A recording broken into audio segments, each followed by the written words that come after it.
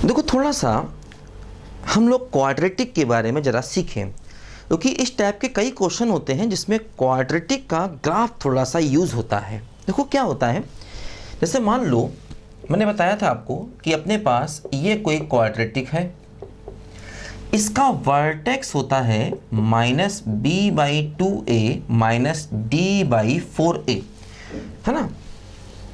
ये क्या होता है, ये एक पैराबोला होता है जिसका वर्टेक्स ये बनता है। ये मैंने समझाया था आपको, इसका प्रूफ बताया था। क्या करते हैं, डिफरेंशिएशन को जीरो कर देते हैं तो x आ जाता है, x की वैल्यू पुट कर देते हैं y आ जाता है ना। तो ये एक पैराबोला होता है जिसका ये वर्टेक्स होता है -b/2a माइनस d/4 है।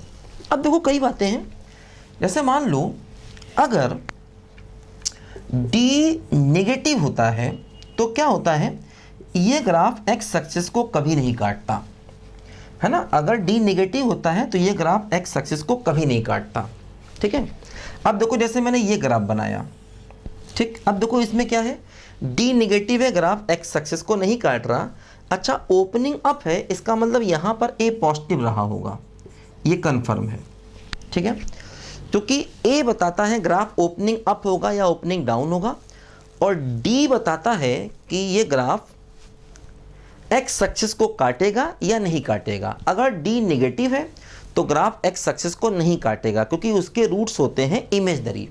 देखो जैसे अब एक बात और ध्यान दो, देखो जो इसका वर्टेक्स है, ये वर्टेक्स देखो ये ओरिजिन के राइट में है ना, ओरिजिन के आगे है।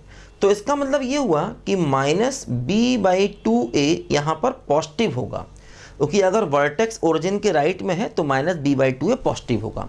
तो ग्राफ को देख करके हम बहुत सारी बातें बता सकते हैं, है ना। एक बात और ध्यान दो, देखो जैसे 0 पर ग्राफ x एक्सिस के ऊपर है, इसका मतलब x बराबर 0 पर y की वैल्यू पॉजिटिव होगी, है ना।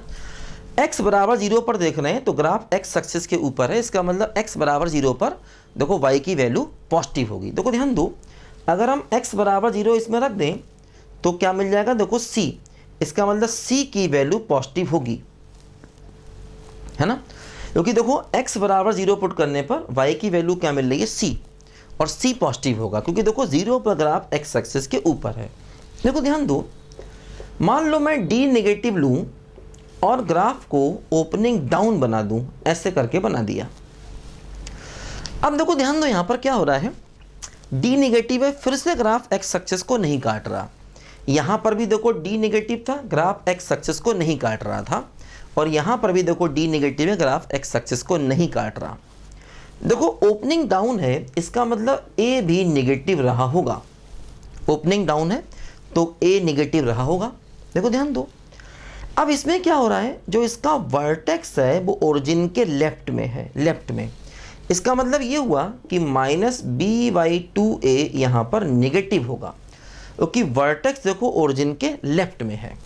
और देखो क्या हो रहा है, 0 पॉइंट पर y की वैल्यू नेगेटिव है। देखो x बराबर 0 पर y नेगेटिव है, y की वैल्यू देखो, जैसे अगर हम x को 0 पुट कर दें तो y की वैल्यू क्या हो जाएगी, c।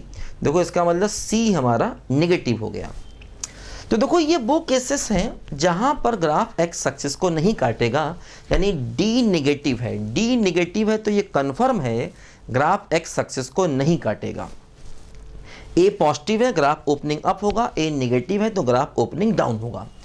0 पर फंक्शन की वैल्यू देख सकते हैं, जैसे यहाँ पर 0 पर देखोगे तो ग्राफ x एक्सिस के ऊपर है, ऊपर का मतलब 0 पर y पॉजिटिव, मतलब फंक्शन की वैल्यू पॉजिटिव। देखो इसको हम ऐसे भी कह सकते हैं कि f(0) पॉजिटिव, 0 पर फंक्शन की वैल्यू पॉजिटिव, है ना। और इस पूरी चीज़ को ऐसे भी कह सकते हैं कि 0 पर फंक्शन की वैल्यू नेगेटिव, f(0) नेगेटिव, बात बराबर है ना।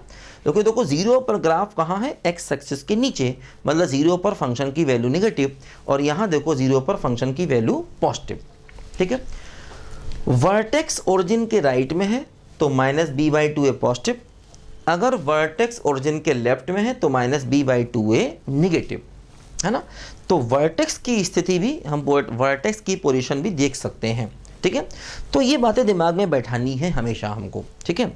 लिखो ज़रा इसको ध्यान से बच्चों।